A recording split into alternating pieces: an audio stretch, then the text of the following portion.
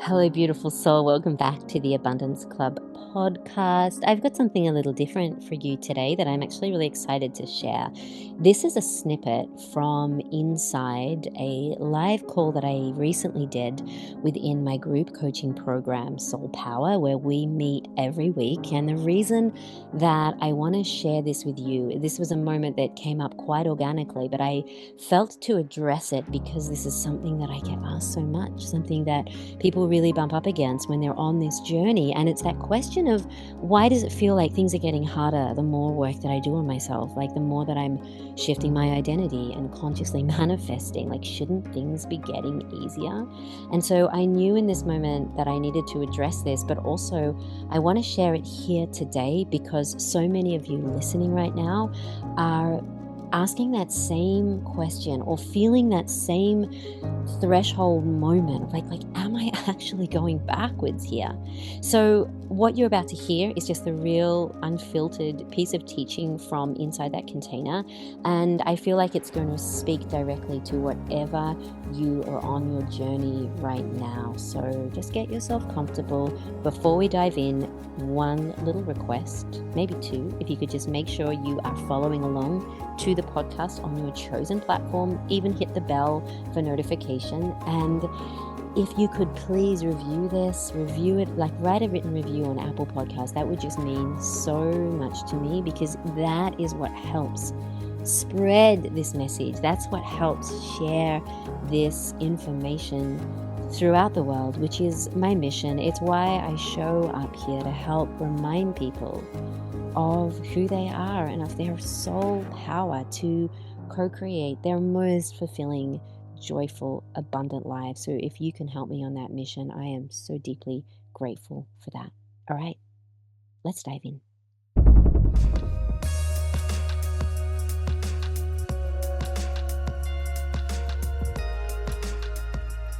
Why do things feel more challenging as we progress?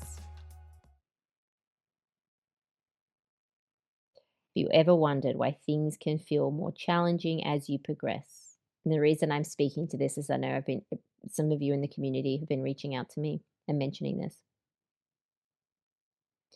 And what I want to say to that, yeah, always wonder this. What I want to say to that is, what if they aren't? Like, what if it only feels that way because life is now asking for a different version of you to respond? So consider that perhaps things aren't becoming harder as we think they are. Perhaps your soul is simply asking for more of you to come forward. So just notice the story we're making about what we're going through in life. It's very easy to jump on the hard bandwagon. But what if instead we change our perspective and go, well, life is actually presenting you with opportunities, with invitations disguised as challenge, to show up as the woman that you're becoming in situations that would have once completely unseated you. What if the floor that you're standing on today, and some people might feel like, oh, I'm at rock bottom. What if the floor that you're standing on today was actually the ceiling that you were reaching towards, that you were praying for? We think we're on the floor, but we don't realize we've gone a level up. We've gone up to the next level. I see this time and time and time again, but our mind tells us I've gone backwards. I hear this all the time. You are not going backwards. You are evolving. And yes, with that evolvement, opportunities are coming because life wants you to evolve. And how quickly you evolve, that's up to you. That's up to you and what you do with these opportunities, right? Whether you see them as a setback, whether you see them as punishment, whether you see them and you make meaning, and this means that I've done something wrong or I've taken a wrong step. Like, look at the story your mind is telling you about this and just ask, but what if that's not true? What if things aren't getting more challenging, right? Because your soul knows, and tap in with your soul when this happens. Your soul knows that this version of you is ready to meet what the previous version of you avoided. Consider that. So, the relationship conflict, or the money issue, or something that suddenly appeared that feels like I've got to deal with this. Your soul knows that the you that you're becoming, the you that you're stepping forward as, that you're now letting lead, has capacity for this, is able to meet this, what the old identity avoided, because he didn't have capacity for it then. So if that's you, congratulations, you've arrived. Okay? That's what your soul would say, would celebrate the fact that you're on that next level. Do you want to go back down? Or do you want to meet and embrace what is here, because you're doing it with a whole new set of tools, a whole new set of beliefs and feelings that you're tapping into, and you're going, you know what? I've got this. It's only here because I have the capacity to navigate it, right? But we're so busy focusing on what we don't have. We think that it's the rock bottom. We think that things are harder than what they are. But what if life is actually not asking for more effort or more struggle, because that's old paradigm thinking, but more embodiment, more trust, more faith? If life, God, universe is asking you to have more faith and trust, do you think it's going to give you situations where you don't have to have faith and trust? No. It's going to give you situations where that is a requirement. That's the recommended reading. Ah, right? More embodiment, more willingness to let love replace control, more surrender. Like, these are the opportunities, more appreciation. So, the life that we're asking for isn't somewhere in the distance. Like, it's here now, right now. We keep thinking that we're waiting and it's on the other side of these challenges. But can you see what we're doing when we're telling ourselves that story? We're just energizing the challenges, and we're just creating more of this gap and this distance. And what if it's been waiting for you? The gap is you, waiting for you to remember who you are, waiting for you to let her lead. And this is why manifestation, it can feel frightening. It's just not all pretty fucking vision boards. And it's not frightening because, of what's coming or what you gain, because that's all for you. But it's frightening because of who you'll no longer be. So consider that every, like, next level, every manifestation, every desire is asking, requiring that something fall away. Are you trying to hang on to that? The old coping strategies, the old stories, the old patterns of control while you're on this next level? You're trying to bring that up. Hang on, I usually go into fear around this. Hang on, I usually contract when I'm in this situation. So let me have a look. No, clear all of that. How do you respond now as this version of you? Because that's the invitation, that's the gift that life is giving you right now. Stop making it out to be a curse and see it for what it is. So, the version of you who believed that she had to force or prove or overthink or earn her way forward, she can't come with you into the life that your soul is calling you towards. So there's a different question that we need to ask ourselves, not how do I manifest faster, which is what everybody wants to know. It's like, am I willing to let go of everything that no longer belongs to who I truly am? And am I willing to move forward as the version of me who has it? And life's like, prove it then. Prove it. How do you go with this situation? Prove it. Because we want to make sure this is God and his God team saying that.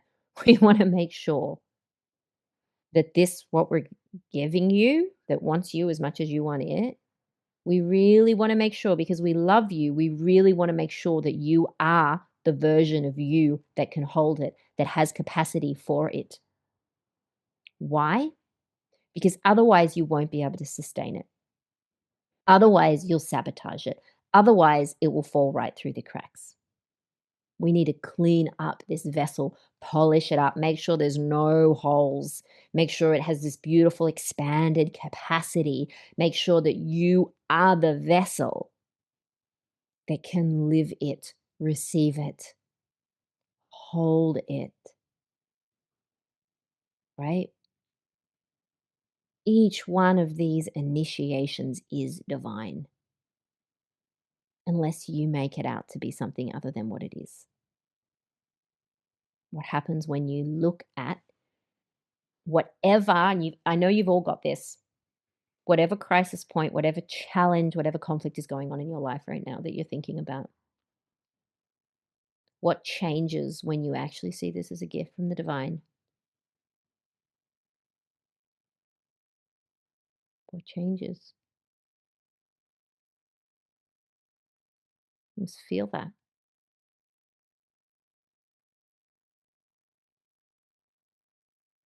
We so often think that the gap between where we are and what we want is just this matter of time, and time isn't real. When really it's this God's timing, divine timing, but you are the divine. So it's waiting for you to make the decisions that you've been putting off. It's waiting for you to become available, waiting for you to trust the whispers of your soul, to follow those inclinations over the conditioned mind. So you close that gap, you overcome that resistance by embodying her now, not just when life feels good, not just when you're having a beach walk or a walk in nature, but when you're suddenly met with something that shakes you, when you're suddenly met with something that makes you question everything. Can you live as her then in that point? When you do that, you give yourself the greatest gift. You make the decision, you signal to your body, I trust you. I trust myself. And that is the most powerful thing you can do because life will reflect the way that you trust in you. So every aligned decision, every choice that you make as her is this signal to your nervous system. So many people talk about regulating the nervous system in order to attract abundance. Regulate the nervous system, regulate. Stop going to try and regulate it in the old identity because then we're still in this healing fix it mode.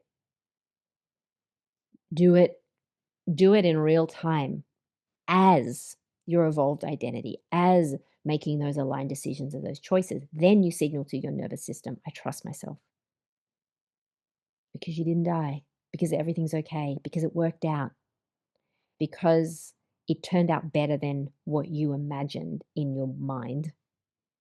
You signal then to your nervous system, I am safe. I am available. Expansion feels good. Visibility is okay. Visibility feels good.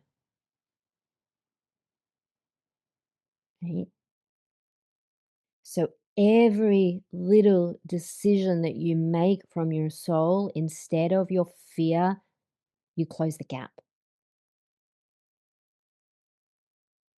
But this requires you as well to stop energizing the gap by continually looking outside for evidence to affirm why it's not here. We think that we're looking for evidence that it is here, but really it's our mind looking for the evidence that says, see, nothing's changed. See, still don't have the money. See, my soulmate isn't here. See, blah, blah, blah, blah, blah. Stop giving your mind that luxury and instead embody it, move in trust and faith without the evidence, because that is soul led. You're not meant to. Life's not going to give you the evidence until you move as the one who has it, if that makes sense. I hope this is landing, guys. Right? So, what is your soul whispering via your intuition that perhaps you're not acting upon because you're still prioritizing the bloody, noisy, loud mind? Where are you still allowing fear to have the final say?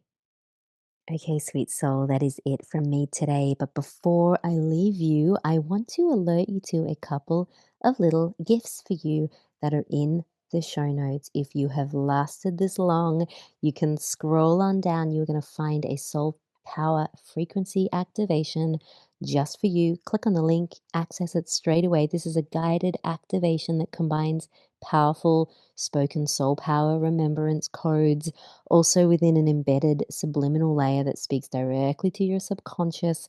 So it helps you to release old conditioning, reconnect with the wisdom of your soul, and start to integrate a soul led identity from the inside out.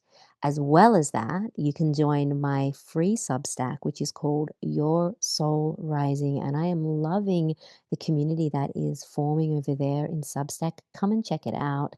You will receive an article from me each week around these topics that you love. We go deeper, and also I share some highlights from the podcast. So it's just a great space to be in and be a part of that world. All right. Thank you so much for being here today. I love you so much, and I will see you again soon. Take care.